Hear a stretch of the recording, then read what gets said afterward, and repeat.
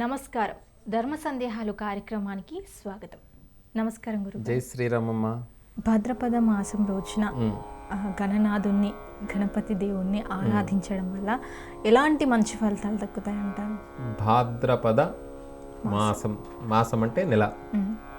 శ్రావణ మాసం అంటే శ్రవణ నక్షత్రంతో కూడుకున్నటువంటి పౌర్ణమి.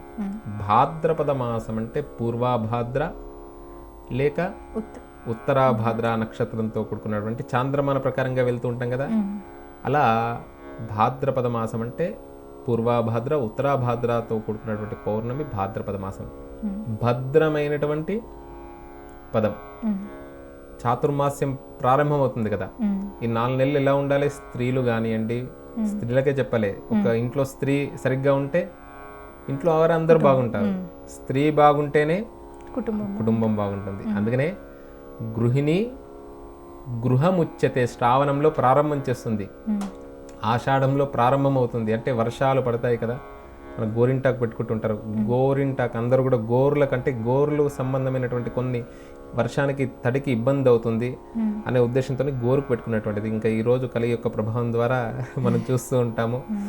ఎక్కువ దాని గురించి చర్చ కాకుండా ఆ భాద్రపద అంటే 4 నెలలు స్త్రీలకు సంబంధించినటువంటి వరలక్ష్మితోని ప్రారంభమై ధనలక్ష్మి వరకు కూడా విష్ణు సూర్య గణపతి అంబికా సమేత పరమేశ్వరాయ నమః అని ఆరాధిస్తూ ఉంటాం. ఇక్కడ గణపతికి చాలా ప్రాధాన్యత కలదు. వినాయక చతుర్థి ప్రతి నెల కూడా గణపతిని ఆరాధిస్తాం. ఏ రోజు?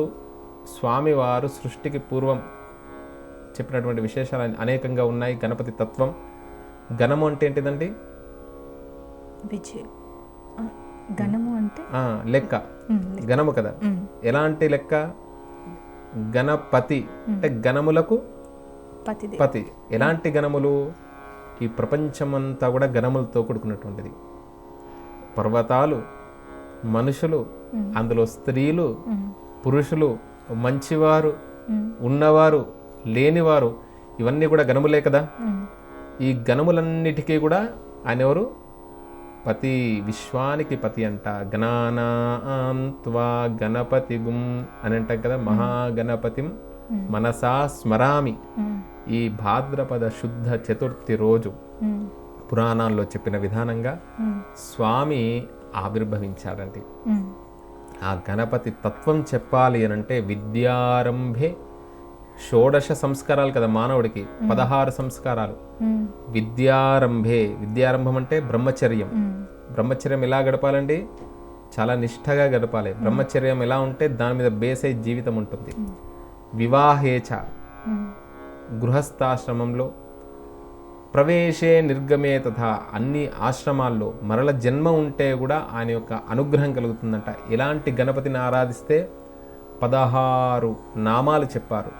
సుముఖాయ నమః, సుముఖశ్చేకదంతశ్చ కపిలో గజకర్ణికః, లంబోదరశ్చ వికటో విఘ్నరాజో గణాధిపః, ధూమకేతుర్గణాధ్యక్షో ఫాలచంద్రో గజాననః, వక్రతుండశూర్పకర్ణో హేరంబస్కందపూర్వజః.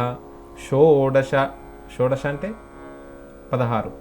షోడశేతాని నామాని యహ పఠేత్ శృణుయాదపి. శృణు అంటే వినడం, విన్నా. శృణుయాదపి యహ పఠేత్ పఠించిన. విద్యారంభే వివాహే చ ప్రవేశే నిర్గమే తథా సంగ్రామే సర్వకార్యేషు అన్ని కార్యాల్లో జయాన్ని కలిగిస్తాడు ఆ మహాగణాధిపతి. భాద్రపద మాసంలో భాద్రపద శుద్ధ చతుర్థి రోజు ఆ మహాగణాధిపతిని శాస్త్రోక్తంగా ఎవరైతే ఆరాధిస్తారో 21 రకాల పత్రితోని ఆ రోజు అసలు నిత్యము తులసి పెట్టకూడదండి. ఆ రోజు మాత్రం తులసి పత్రం కూడా ఉంది. అందులో అనేక ఆరోగ్య రహస్యాలు ఉన్నాయి. ఎక్కడ పడితే అక్కడ మనం కొనకూడదు కూడా.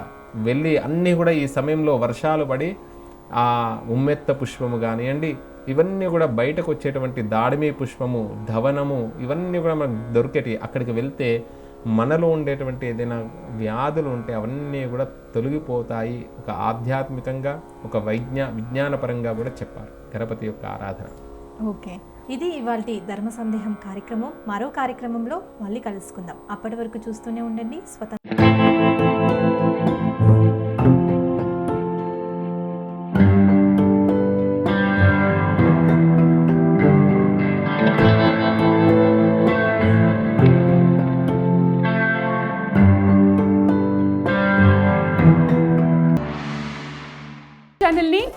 చేయండి.